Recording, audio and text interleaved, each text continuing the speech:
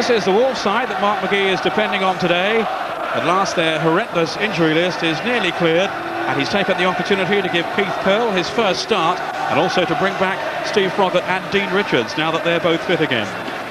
It's a 4-4-2 formation for Wolves today, with Neil Embland pushed up into midfield on the right. And up front he's chosen Ewan Roberts to partner Steve Ball rather than Don Goodman, who's relegated to the subs bench against his old club. It's been a long wait for Keith Curle, signed from Manchester City back in the summer. Injury has meant he's played only 10 minutes as a substitute in a senior Wolves shirt so far. Albion had been running nicely into form until they lost the last two to Tranmere and rather less surprisingly Chelsea. The only change today, the inclusion of Paul Agnew for the injured David Smith.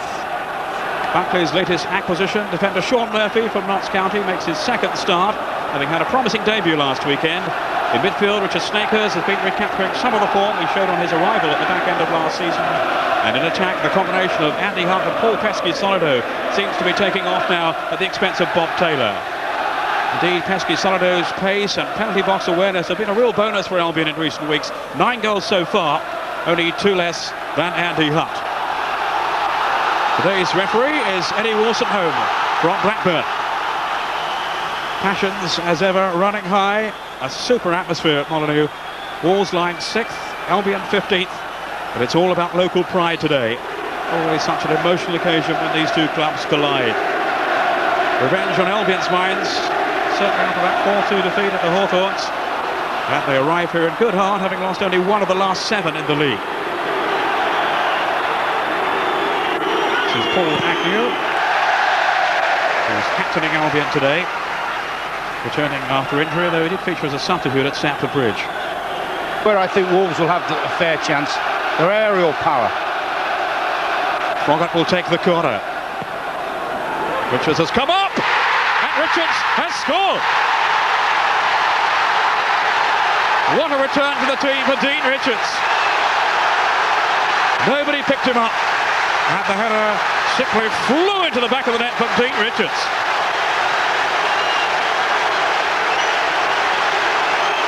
No, it's a good quality ball in from Froggy, right into the danger zone.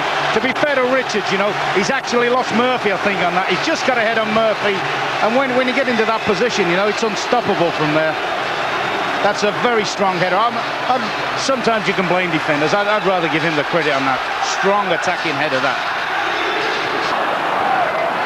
With the header down to Pesky-Solido. And now it's Embland for Wolves. Good battling by Groves. Likewise Bull for the home side. Now what can Bull set up here? Embland. Trying to think Jamie Smith. They got 4 in the middle. That was Roberts! And that's a cracking goal from Ewan Roberts. 2-0 to Wolves. Ewan Roberts strikes again. A hat-trick in the first game earlier in the season, and he's on target once more.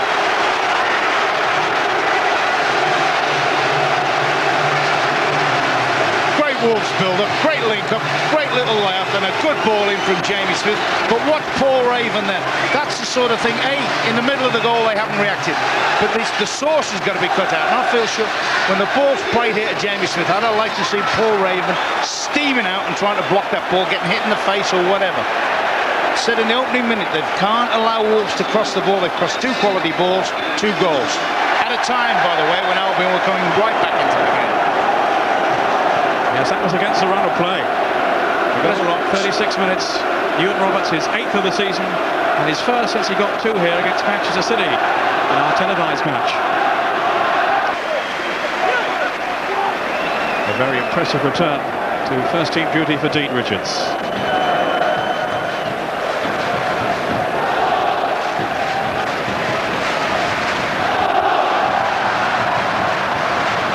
To stoppage time now. Surely the match is safely won for Wolverhampton Wanderers. In all fairness, it has to be said that for a local derby, it's lacked an awful lot of the ingredients that normally have gone before it in this. I've seen great local derbies between these two sides, and the one thing that's always appeared to be there has been the fire that's been lacking in this one.